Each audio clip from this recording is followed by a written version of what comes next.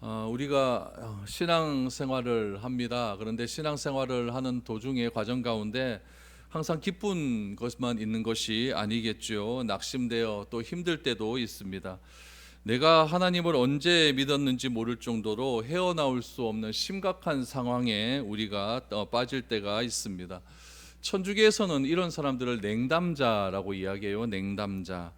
천주교에서는 이게 판공성사라고 하는 제도가 있어요. 판공성사. 이게 뭐냐면은 천주교 신자들은 1년에 꼭 2번씩 고해성사를 해야 됩니다. 고해성사를 해야 되는데 이것이 3년 동안 하지 않으면, 그러니까 고해성사가 6번 하지 않는 거죠. 6번 판공성사를 하지 않게 되면은 그런 사람을 가리켜서 냉담자라고 그렇게 이야기를 합니다.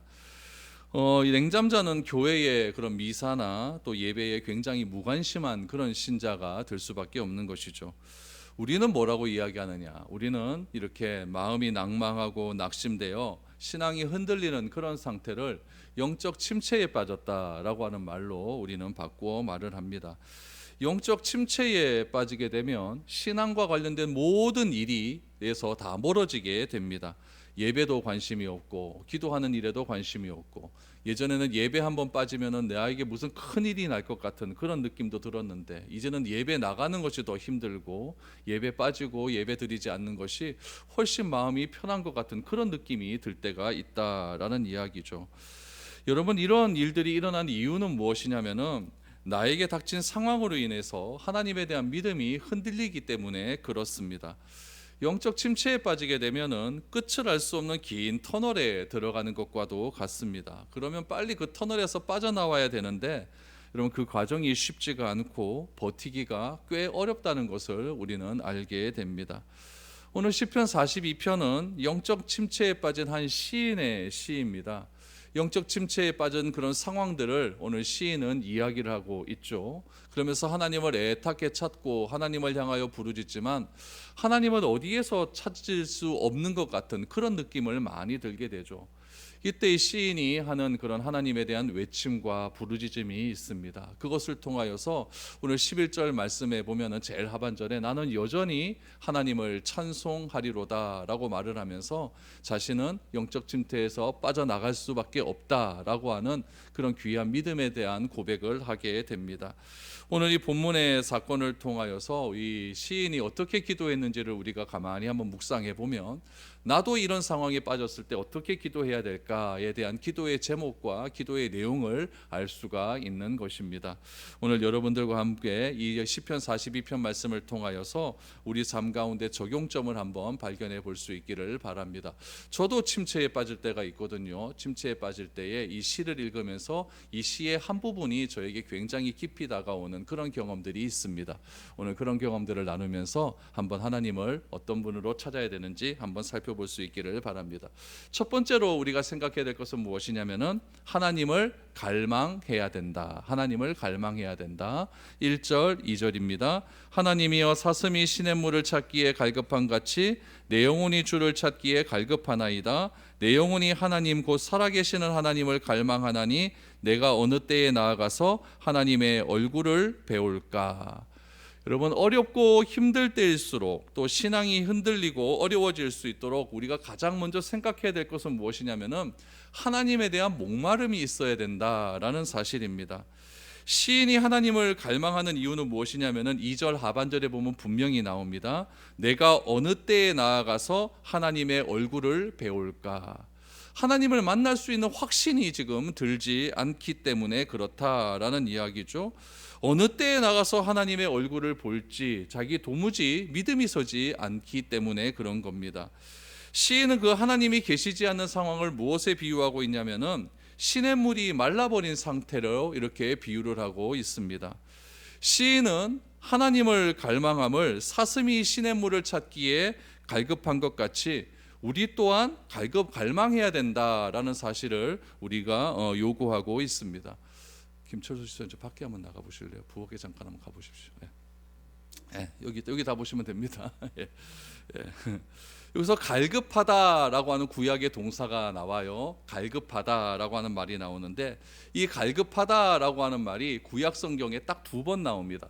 오늘 본문에 한번 나오고요. 요엘서 1장 20절 말씀에 나옵니다. 우리 요엘서 1장 20절 말씀에 보니까 들짐승도 주를 향하여 헐떡거리오니 시내가 다 말랐고 들의 풀이 불에 탔음이니이다 라고 말을 합니다. 시내가 다 말랐고 들의 풀이 불에 탔다. 그런 의미에서 오늘 본문의 내용이 시냇물을 찾기에 갈급함 같이라고 보다는 울부짖으며 찾음 같이라고 번역하는 것이 훨씬 우리에게 가까이 다가옵니다. 그래서 하나님이여 사슴이 시냇물을 울부짖으며 찾음 같이, 울부짖으며 찾음 같이. 시인은 자신의 처한 영적인 갈급함을 강조하기 위해서 사슴을 예를 들어 설명하고 있죠. 그럼 왜 사슴을 예를 들어 설명하느냐? 사슴이 여러분 체온이 굉장히 높다고 이야기해요. 한 40도 이상 된다고 하죠. 체온이 자꾸 높아지게 되면은 우리가 갈증이 굉장히 많이 나게 되거든요. 그래서 갈증이 굉장히 많이 느끼는 동물이 사슴이라고 이야기를 합니다. 이스라엘 그 광야에 가끔씩 이렇게 사슴이라고 불리는 그런 사슴 노루과에 속하는 동물들이 막 뛰어다니고 있는데, 그때 맹수가 한 번씩 찾아올 수가 있어요. 맹수에 막 쫓기게 되죠. 그럼 이 사슴이 막 도망을 갑니다. 막 도망을 가는데, 이 도망가다가 어떤 느낌을 받게 되냐면은, 맹수가 찾아와서 도망가면 내가 어디 숨어야 될 것 아닙니까? 근데 사슴의 체온이 너무나 높다 보니까 자기의 목마름이 먼저 우선이 되는 거죠. 그래서 자기를 어디 숨을 곳을 먼저 찾기보다는 시냇물을 먼저 찾는 거죠. 갈증이 너무 나니까 일단은 뒤에서 쫓아오는 맹수가 중요한 것이 아니라 내 목마름이 먼저 해결돼야 된다라고 하는 그런 생각을 가지고 시냇물을 먼저 찾기에 굉장히 애를 쓴다고 이야기를 합니다. 실제로 이스라엘에 가면은 이런 상황들을 굉장히 종종 목격할 수가 있습니다. 사슴은 당장 급한 맹수의 쫓김에도 목숨을 건지기 위해서 물을 찾는 것처럼 하나님에게 갈 목마른 사람들은 자신에게 있던 어떠한 상황과 어려움이 찾아온다 할지라도 가장 먼저 시급히 찾아야 되는 것은 무엇이냐? 하나님을 갈망하는 태도가 필요하다라는 이야기죠. 물이 없으면 사슴이 목이 말라 죽는 것처럼 하나님이 없는 삶은 영적인 죽음과도 같다라는 것을 우리가 꼭 기억해야 된다는 이야기죠. 지금 시인이 하나님을 만날 수 없는 상황에 되어 있어요. 구약 시대에는 하나님을 어디서 가서 만날 수가 있습니까? 우리 성소에 가서 만날 수가 있고 성전에 가서 하나님을 만날 수 있는 것 아니겠습니까? 근데 자기가 성전에 가서 하나님을 만남을 통하여서 자신의 모든 죄를 다 씻어버릴 수가 있고, 그 죄를 씻음을 통하여서 하나님과의 관계가 회복되어짐을 통해 영적인 갈급함들이 해결되는 것이 구약의 제사의 가장 큰 특징이거든요. 근데 오늘 본문에는 보니까 내가 어느 때에 가서 하나님을 만날 수가 있을까, 어느 때에 가서 하나님의 얼굴을 배울 수가 있을까라고 하는 상황은 이 시인이 성전에 갈 수 없는 상황임을 지금 밝혀주고 있는 겁니다. 성전에 갈 수 없는 자, 어떤 자가 갈 수가 없을까요? 부정한 자가 갈 수 없는 것 아니겠습니까? 어떤 상황에서 이 사람이 지금 부정한 일에 처해 있느냐, 이 상황은 지금 나와 있지 않지만은 이 시인은 지금 현실적으로 성소에 나아가서 하나님께 예배할 수 없는 상황이지만 그가 하나님을 향하여 탄식하고 있는 이유는 분명하게 있습니다. 내가 지금 하나님을 향한 목마름이 너무 심하다는 이야기죠. 하나님을 향한 갈급함, 하나님을 만나야 된다는 그런 갈급함이 너무 심하다라는 이야기죠. 왜 그럴까요? 오직 나의 이 상황에 처한 이 문제는 하나님을 통해서만 내가 해결할 수 있다라고 하는 그런 확실한 믿음이 있기 때문에 이 시인은 지금 내가 사슴이 시냇물을 찾기에 갈급한 같이 내 영혼이 지금 주를 찾기에 너무나 갈급해 있습니다 라고 지금 고백하고 있는 겁니다. 우리들도 마찬가지죠. 우리들도 상황이 어렵고 환경이 어려워지게 되면은 여러분 아무것도 보이지 않습니다. 그냥 기도의 자리에 나와도 기도가 안 되는 게 맞아요. 저도 힘들고 어려울 때 하나님께 기도 한번 해보려고 해도 기도가 되지 않습니다. 근데 저는 확실하게 믿는 것은 무엇이냐면은 내가 아무것도 내가 할 수가 없고 내가 하나님을 향하여 어떠한 기도도 할 수 없는 그런 상황 속에서 그냥 하나님을 향하여 내가 하나님이라고 부를 때에 하나님께서는 내가 하나님을 찾는 그 이름을 듣고 계신다. 하나님은 내가 찾는 그 하나님으로 말미암아서 하나님께서 나의 침묵 속에 하나님께 드리는 그 기도조차도 하나님은 알고 계신다라고 하는 그 믿음으로 나아가는 겁니다. 그래서 내가 상황이 힘들고 어려울 때 내가 가장 심각하게 내가 먼저 찾아야 될 대상은 누구다? 하나님을 갈망해야 된다, 목마려야 된다라는 사실을 오늘 시편 42편을 통해서 알 수가 있습니다.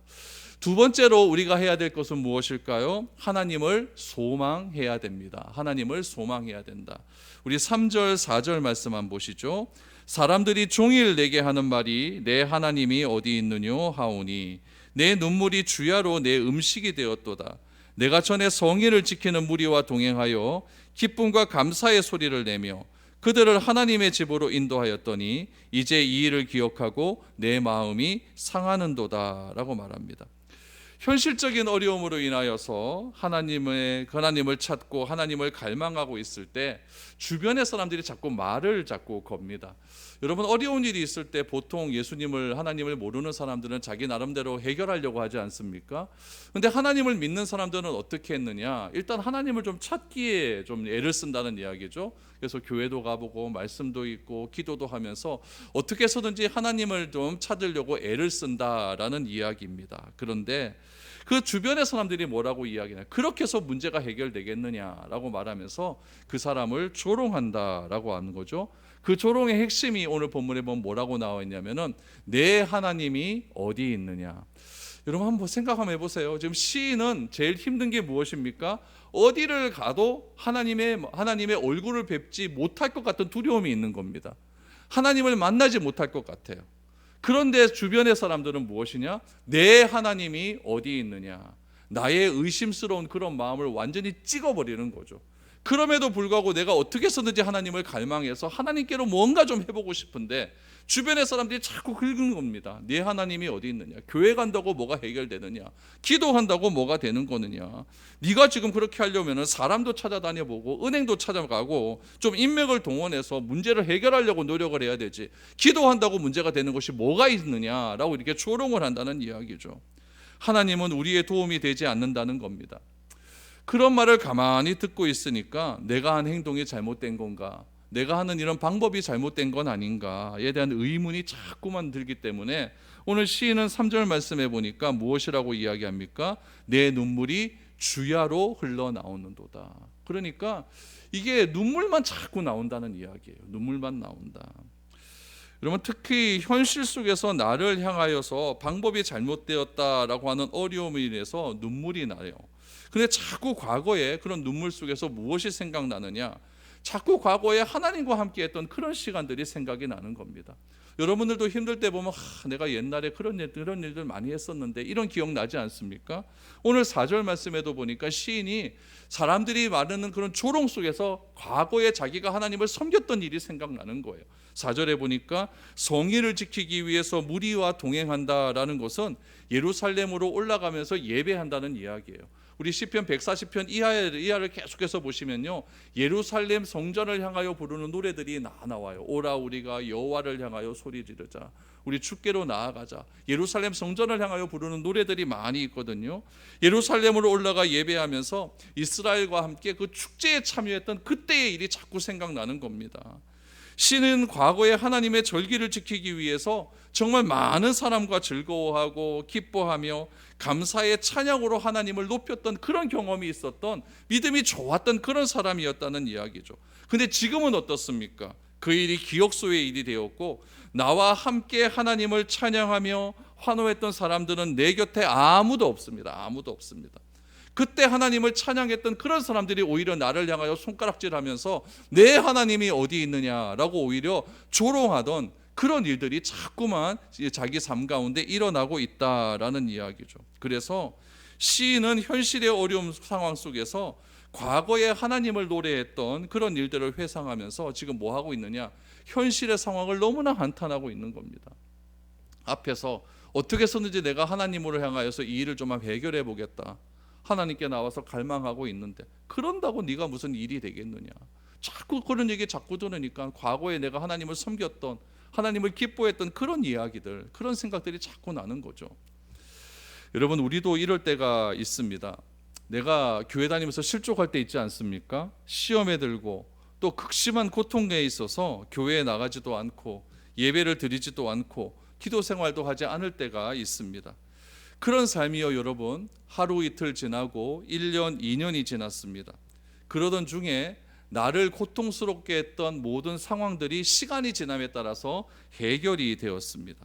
고통스러운 사람이 다 언제 그랬는지 모르는 정도로 다 지나가 버렸어요. 그런데 그렇게 가만히 지나다 보니까 신앙을 회복하려고 싶은 그런 마음이 조금 들기 시작하는 거예요.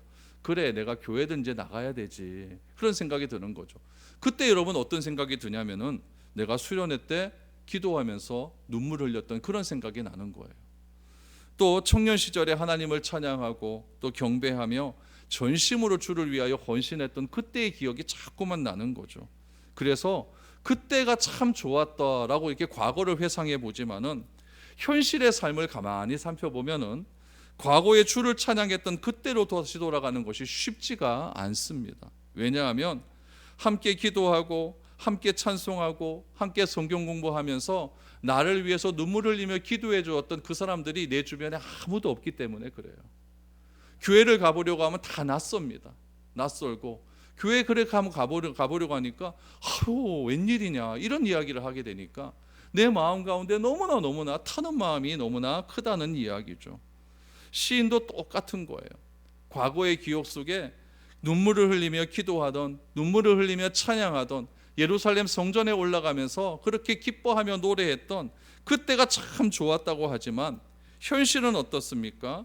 하나님께로 돌아가는 것이 쉽지 않은 모습을 바라보게 되는 것이고 주변의 사람들은 자꾸 나에게 손가락질하면서 네가 신앙으로 그렇게 그 문제가 해결된다고 생각하느냐 이런 말들이 자꾸 들어오게 되니까 정말 내가 하는 방법이 잘못된 건 아닌가 이런 의심이 자꾸 든다는 사실을 시인은 그렇게 고백을 하고 있는 겁니다.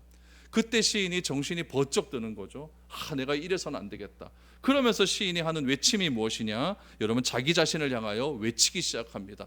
5절 말씀해 보니까 내 영혼아 내가 어찌하여 낙심하며 어찌하여 내 속에서 불안해하는가? 너는 하나님께 소망을 두라. 그가 나타나 도우심으로 말미암아 내가 여전히 찬송하리로다 라고 그렇게 자기 자신을 향하여 외치기 시작하는 겁니다.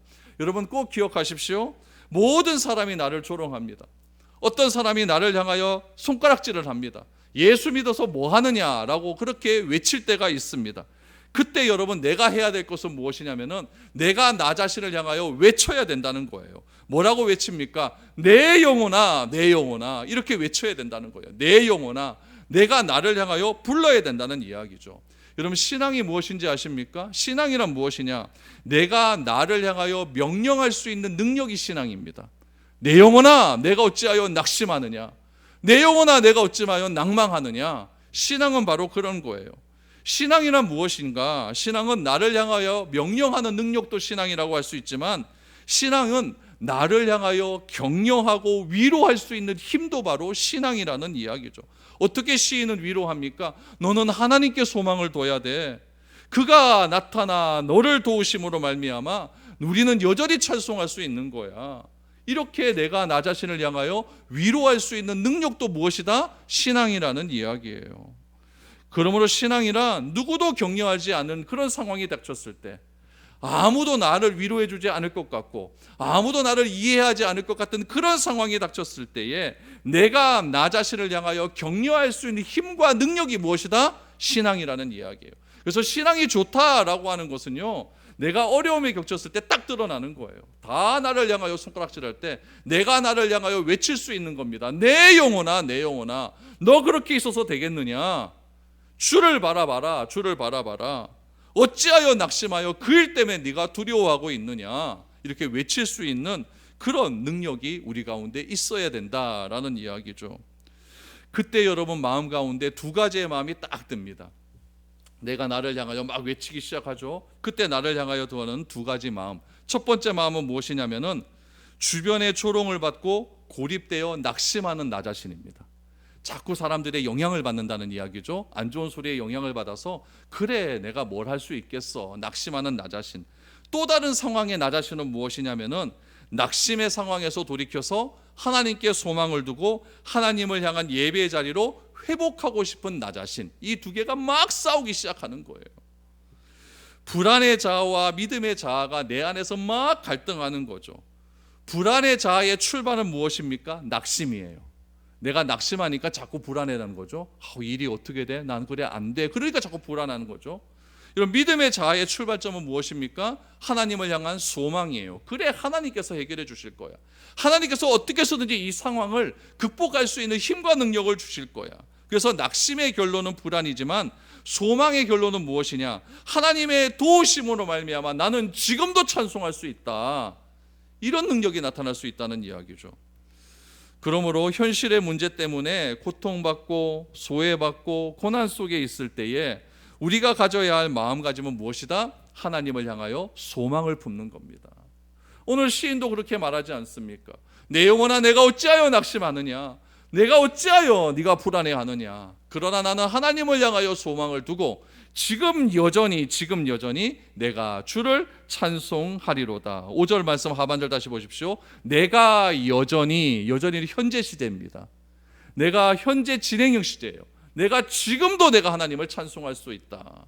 과거에는 사람의 목소리와 사람의 손가락질과 내 하나님이 어디 있느냐 막 내가 신뢰하는 그 하나님을 막 흔드는 소리 때문에 아무것도 되지 않았지만 내가 나를 향하여 외치고 내가 나를 향하여 위로하고 내가 나를 향하여 내가 판단할 때에 하나님께서는 여전히 나와 함께 하신다는 사실 때문에 내가 여전히 주를 찬송할 수 있는 그런 마음이 생기게 된다라는 이야기죠. 그러므로 여러분, 우리가 침체라고 하는 어두움을 걸어가는 순간이 고난이라 할지라도 고난에는 반드시 끝이 있다라고 하는 확신, 오늘 본문에도 시인이 소망을 이야기하지 않습니까? 그 소망은 어떤 소망이에요? 터널의 끝은 반드시 있다. 터널의 끝은 반드시 있다. 우리가 기억해야 될 것은 터널의 끝은 반드시 있기 때문에 그 끝까지 버텨낼 수 있는 하나님을 신뢰할 수 있는 소망, 믿음이 중요한 것 아니겠습니까? 오늘 본문에서 오늘 시인은 그것을 강조하고 있는 것입니다. 그래서 침체의 상황 가운데 있다 할지라도 하나님을 갈망하고 하나님을 소망하고 하나님께 기도하면서 고난의 끝은 비교할 수 없는 영광이 우리에게 있다라고 하는 그런 믿음을 가지고 끝까지 인내하며 나아갈 수 있는 것. 인내는 뭐 때문에 가능하다고요? 소망을 바라볼 때 가능하다라고 하는 그런 믿음 속에서 오늘 시인은 소망의 하나님을 갈망하고 있는 겁니다. 마지막 세 번째로 무엇을 해야 될까요? 하나님을 기억해야 됩니다. 하나님을 기억해야 된다. 6절 7절 보니까 내 하나님이여 내 영혼이 내 속에서 낙심이 되므로 내가 요단 땅과 헤르몬과 미살산에서 주를 기억하나이다. 주의 폭포 소리에 깊은 바다가 서로 부르며 주의 모든 파도와 물결이 나를 휩쓸었나이다. 시인이 지금 고통받는 이유가 무엇입니까? 하나님의 부재 때문에 고통받는 거예요. 어느 때에 가서 주의 얼굴을 배울까? 힘들고 어려운 상황 속에서 어느 때에 가서 주의 얼굴을 배울까? 그 고백의 첫 번째 걸음은 하나님을 부르는 것이었습니다. 그래서 시인도 하나님을 부르죠. 내 하나님이여, 내 하나님이여. 6절에서 내 하나님이여 이렇게 부릅니다. 부르면서 뭐라고 이야기하냐면 하나님, 내 영혼이 내 속에서 지금 낙심이 되고 있습니다. 하나님라고 이렇게 하나님께 간절히 부릅니다. 그러면서 이 시인이 했던 이야기가 무엇이냐면은 과거에 하나님의 은혜를 경험했던 그 장소를 떠올리기 시작을 합니다. 그 장소를 오늘 6절에 보니까 어디라고 이야기하냐면은 요단 땅, 헬몬산, 또 하나가 무엇입니까? 미살산, 이렇게 세 곳의 장소를 떠오르기를 시작을 해요. 그래서 현재의 고통으로 낙심한 가운데 과거에 자신에게 베풀어 주셨던 그 하나님의 은혜를 베풀었던 그 장소가 기억이 나기 시작하는 겁니다. 제가 올 초에 책을 하나 읽었어요. 그 책이 무엇이냐면 폴 툴루니라고 하는 상담학자인데요. 그 사람이 쓴 책인데 인간의 자리라는 책이에요. 인간의 자리. 장소 또 혹은 자리라고 하는 의미는요, 우리에게 많은 기억을 떠오르게 합니다. 그렇죠? 우리가 익숙했던, 아주 많이 갔던, 여러분들과 아주 친밀했던 어떤 사람과 매일 갔던 그 카페를 한번 생각해 보십시오. 그러면은 그 사람과 어떤 잘못된 이유 때문에 헤어졌다 할지라도 그 카페를 가면은 그 사람과 있었던 좋은 기억이 나는 거예요. 그러니까 이 장소가 주는 의미가 굉장히 특별한 의미가 있는 거예요. 그 장소에 가면 어떤 사람이 생각이 납니다. 그 장소에 가면 어떤 사람이 나에게 해주었던 위로의 말이 생각이 날 때가 있어요. 그 장소 어떤 음식을 먹게 되면은 그 음식 때문에 그 사람과 함께했던 그 시간들이 떠오른 때가 있다라는 이야기예요. 그래서 이 폴 툴루니라는 사람은요, 이 인간의 자리라고 하는 이 책을 통하여서 이 사람이 한 10,000명 정도의 죽음에 앞둔 그 사람을 다 만나서 자기가 통계를 내거든요. 통계를 내면서 죽음에 앞둔 사람이 가장 생각나는 자리, 생각나는 기억이 무엇인가를 계속해서 통계적으로 내서 그래 책을 낸 거예요. 여러분들은 어떻습니까? 사람들은 누구에게나 의미 있는 자리가 있어요. 의미 있는 장소가 있는 것이죠. 장소가 있는 기억이 존재한다는 거예요. 오늘 본문의 시인은요, 그 장소가 무엇이냐, 그 장소에 있어서 하나님이 은혜를 베풀어 주셨던 그 장소가 기억이 난다는 거예요. 그 장소가 어떤 장소였느냐? 요단 땅이었고 헐몬산이었고 미살산이었어요. 미살이라고 하는 것은 작다라는 뜻이거든요. 그러니까 미살산이라고 하는 것은 작은 산이라는 뜻이죠. 그런 뜻이에요. 여러분, 왜 그러면은 이 시인이 이 세 가지의 장소를 언급했을까? 여러분, 헐몬산은요, 이스라엘에서 가장 높은 산입니다. 그래서 지금도 중동 지방에 만년설이 존재하는 산이 헐몬산이에요. 그러니까 이 중동처럼 그렇게 뜨거운 곳에 여러분 만년설이 있다고 하면 얼마나 높은 거예요? 4,000m가 넘는 그런 고지대거든요. 그 헐몬산의 만년설이 이렇게 흘러내려와요. 흘러내려와 갖고 그 물이 땅 속으로 들어갑니다. 땅 속으로 들어가서 여러분 갈릴리 호수의 근원이 됩니다. 그러니까 갈릴리 호수는요, 갈릴리 바다는요, 헐몬산에 물이 내려와서 이루는 그런 바다예요. 그 땅 속으로 흘러갔던 물이 갈릴리 그 물들이 계속 내려와 가지고 이제 갈릴리 바다 그 끝으로 또 나오게 되죠. 끝으로 나가서 계속 남쪽으로 흘러갑니다. 그 남쪽으로 흘러가는 강을 뭐라고 이야기하냐면은 요단강이라고 이야기를 해요. 요단강. 그 요단강 끝에서 제일 마지막에 모여 있는 그 바다가 무엇입니까? 사해바다예요. 그러니까 이 헐몬산의 이 만년설은 무엇이냐면은 이스라엘 백성들이 살 수 있는 물을 공급해 줄 수 있는 근원이 되는 거예요. 이스라엘 민족은 항상 그렇게 생각을 하고 있습니다. 그래서 시편에도 보면은 헐몬산의 그 모든 산의 근원들이 내려와서 우리를 적셨듯이 하나님께서 아론의 수염을 타고 이 수염에 이 기름을 부어 주셔서 우리에게 내려온다라고 하는 시편의 고백도 있습니다. 이것은 무엇이냐면은 이 시인이 이 헐몬산의 기억은 무엇이냐? 하나님께서 우리에게 은혜를 많이 베풀어 주셔서 그 은혜로 말미암아 우리 이스라엘이 다 잘 수 있었고, 그 이스라엘이 살 수 있음을 통하여서 우리 한 사람 한 사람들이 하나님의 은혜로 말미암아 내가 버텨나갈 수 있었다라고 하는 그런 고백을 헐몬산으로 고백을 하고 있는 거예요. 요단 땅은 무엇입니까? 요단 동쪽과 요단 서쪽으로 나누지 않습니까? 요단 땅.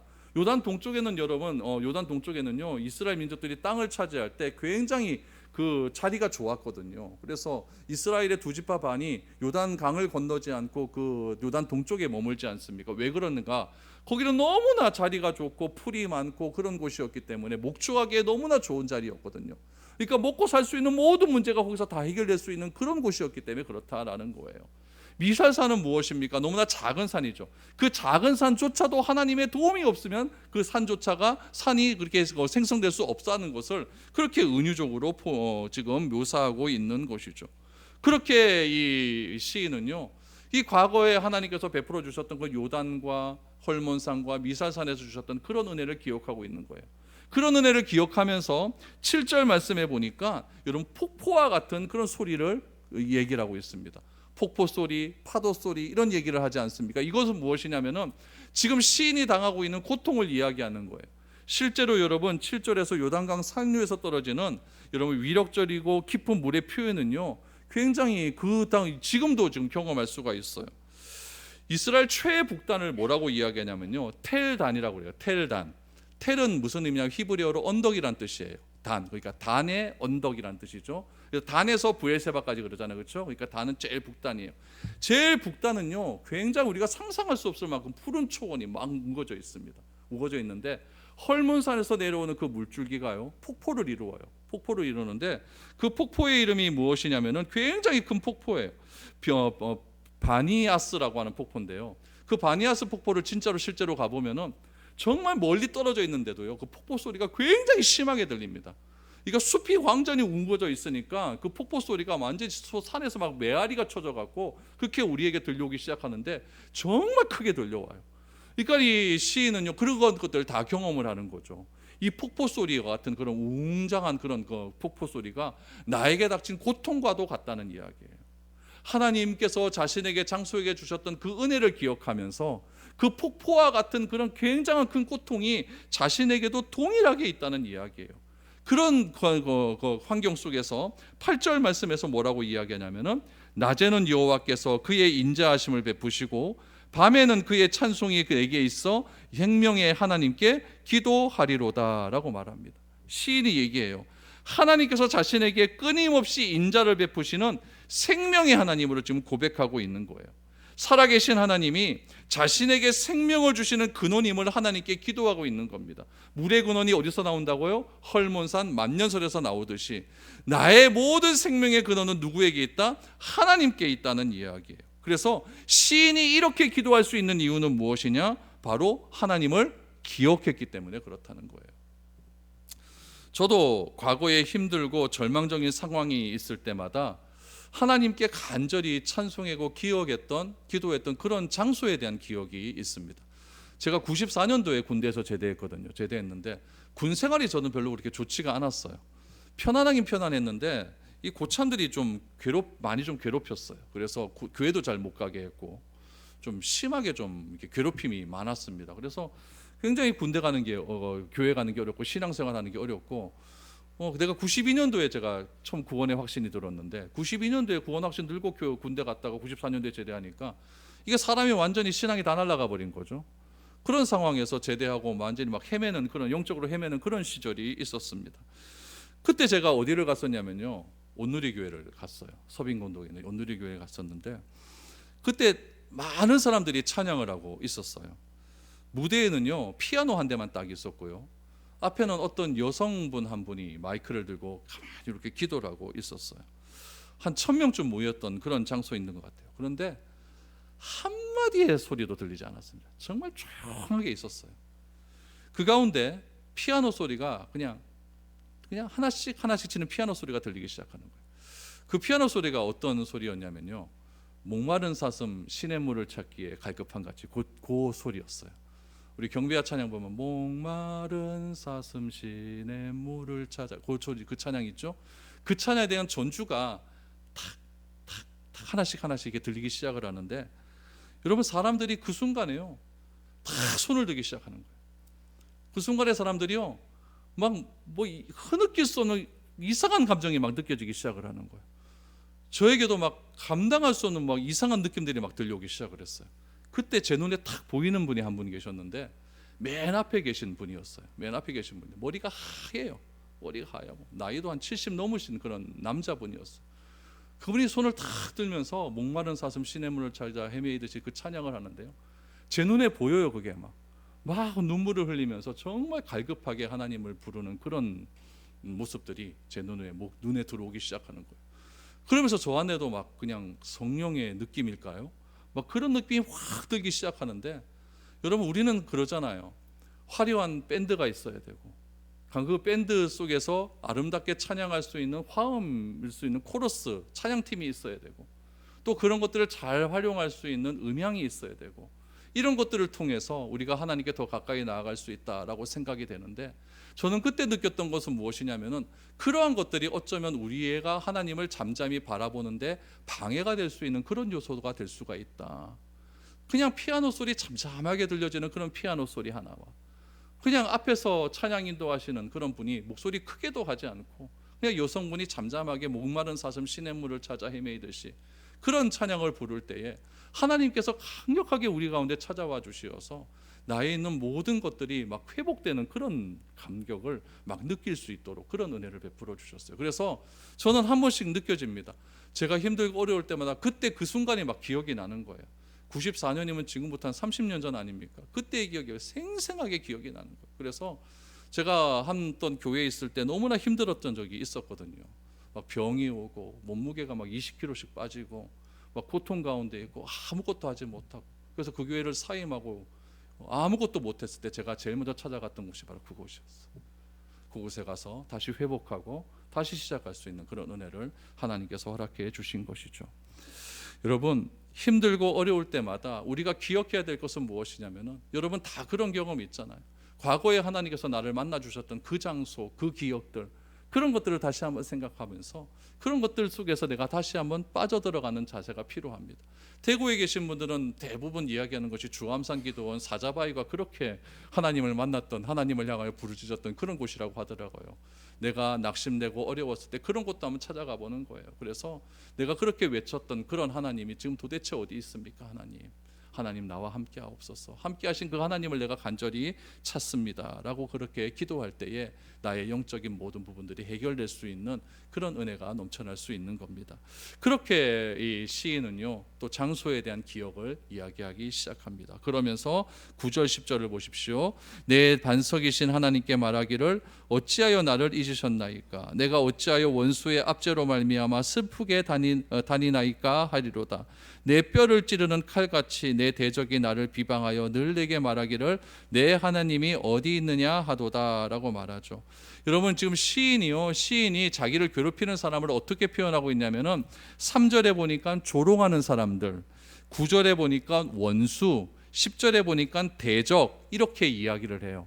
얼마나 심각하게 자기를 괴롭혔으면은 여러분 조롱, 원수, 대적이란 말을 사용하셔서 그렇게 그 사람들을 표현할 수가 있겠습니까? 시인이 마주하는 현실은 무엇이냐? 오늘 9절에 보니까 하나님께서 나를 잊어버린 것 같은 그런 느낌이 드는 거예요. 하나님이 어찌하여 나를 잊으셨나이까? 이렇게 말하지 않습니까? 나는 하나님을 기억하고 있는데 하나님께서 어떻게 해결을 안 해주시는 것 같으니까 어찌하여 나를 잊으셨나이까? 라고 이렇게 하나님을 향하여 외치기 시작하는 것이죠. 그래서 시인은 다시 한번 이야기하는 거예요. 아까도 보니까 믿음이라는 게, 신앙이라는 것이 무엇이었습니까? 나를 향하여 외치는 능력이라고 말하지 않습니까? 시인이 다시 한번 외치기를 시작합니다. 11절 보니까 내 영혼아 내가 어찌하여 낙심하며 어찌하여 내 속에서 불안해하는가? 너는 하나님께 소망을 두라. 나는 그가 나타나 도우심으로 말미암아 내 하나님을 여전히 찬송하리로다 라고 외치기를 시작합니다. 특별히 이 시인이 외칠 때에 어떤 것을 이야기하느냐? 의문문을 사용해요. 의문문 보세요. 내가 어찌하여 낙심하느냐?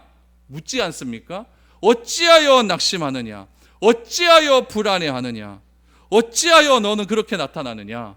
자꾸 의문을 붙는 거예요. 나에게 자꾸 물어보는 거예요. 네가 왜 그러느냐? 왜 그러느냐? 그때 이 시인이 자기 자신을 향하여 대답하기를 시작합니다. 나는 나를 도우시는 하나님으로 말미암아 여전히 하나님을 찬송하리로다. 아멘. 이것이 우리가 붙들고 나가야 될 신앙의 본질이다라는 이야기죠. 그러면은 왜 우리가 어려울 때 나를 향하여 내가 나 자신을 향하여 부르짖어야 할까요? 고린도전서 2장 11절에 보니까 그 이유를 이렇게 이야기합니다. 사람의 일을 사람의 속에 있는 영 외에 누가 알리오? 이와 같이 하나님의 일도 하나님의 영 외에는 아무도 알지 못하느니라 라고 말합니다. 사람 속에 있는 영이 누굽니까? 성령님입니다. 그 성령님으로 말미암아 나를 향하여 내가 부르짖어야 된다는 이야기죠. 내 영혼아 내가 어찌하여 낭망하느냐? 내 영혼아 내가 어찌하여 불안해하느냐? 하나님의 일은 하나님의 영으로 아는 것이고 사람의 일은 내 사람 속에 있는 하나님의 영으로 말미암아 알 수 있기 때문에 내 속에 있는 그 영을 부르짖어서 끌어올려서 내 영혼아 내가 어찌하여 낭망하느냐? 소상진 너 왜 낭망하고 있어? 일어서라! 이렇게 부르짖을 수 있는 힘이 있어야 된다라는 이야기죠. 그래서 시인은 다시 한번 내 안에 있는 영으로 나 자신을 일깨워서 구원의 하나님께 소망을 둘 것을 이야기하고 있는 것입니다. 여러분, 하나님은 절대로 우리를 잊지 않으십니다. 이사야 49장 15절을 보십시오. 이사야 49장 15절을 보면 여인이 어찌 그 젖 먹는 자식을 잊겠으며 자기 태에서 난 아들을 긍휼히 여기지 않겠느냐? 그들은 혹시 잊을지라도 나는 너를 잊지 아니할 것이라 라고 말합니다. 여러분 부모가 되어봐서 알잖아요. 부모는 자식을 절대 잊지 않습니다. 자식이 무슨 짓을 해도 부모는 자식을 잊지 않아요. 자식이 설사 부모를 잊는다 할지라도 나는 너희를 잊지 아니하리라 라고 하나님께서 그렇게 말씀하고 있지 않습니까? 왜 하나님과 우리를 향하여서 부모와 자식과의 관계로 묘사하고 있습니까? 내가 예수를 그리스도로 영접하는 그 순간 하나님께서 나를 양자로 삼아 주셔서 내가 하나님을 향하여 아빠 아버지라 부를 수 있는 귀한 특권을 주신 것 아니겠습니까? 하나님과 우리의 사이는 부자지간이 된 거예요. 아버지가 어떻게 아들을 잊을 수가 있겠느냐? 혹시라도 아들이 아버지를 잊는다 할지라도 나는 너희를 절대 잊지 않는다. 그러므로 여러분 꼭 기억하십시오. 내가 낭망하고 어렵고 좌절하고 힘든 일이 있을 때마다 예수 믿어도 잘 안 될 것 같은 그런 느낌이 들 때마다 하나님을 갈망하십시오. 하나님께 대한 간절한 소망을 두시기를 바랍니다. 그리고 끊임없이 나를 향하여 외치십시오. 너 이래 살아서 되겠느냐? 내 영혼아 왜 나를 낙심하고 왜 그렇게 불안해하느냐? 주를 향하여 찬송해라. 주를 향하여 기도해라. 주를 향하여 갈망해라. 그럴 때 하나님께서 우리를 찾아와 주시어서 우리와 늘 언제나 함께 하시는 그런 놀라운 은혜를 여러분 경험할 수 있게 되는 겁니다. 그래서 다윗은요, 시편에서 1000만인이 나를 둘러앉다 할지라도 나는 절대로 두려워하지 않는다. 절대로 두려워하지 않는다. 왜냐? 여전히 하나님은 나와 함께 하시기 때문이다 라는 그런 고백을 하게 된 것입니다. 여러분, 나를 잊지 않은 하나님으로 말미암아 절망 가운데서 헤쳐나와 진정한 평안의 삶을 누릴 수 있기를 바랍니다. 혹시라도 지금 이 순간에 고난이 너무나 힘들고 하나님이 진짜 나를 사랑하는지 안 사랑하는지 막 헷갈리시는 분들이 있다면은 여러분, 하나님을 향하여 부르짖으시기를 바랍니다. 고난의 끝은 반드시 있습니다. 내가 해야 될 것은 무엇이냐? 소망의 하나님을 두고 버티느냐 안 버티느냐, 그것만 잘 견디시면 됩니다. 그럴 때 하나님께서는 우리에게 말로 할 수 없는 귀한 찬송의 은혜를 덧붙여 주실 것입니다. 그런 은혜가 우리 가운데 넘쳐날 수 있기를 축복드립니다.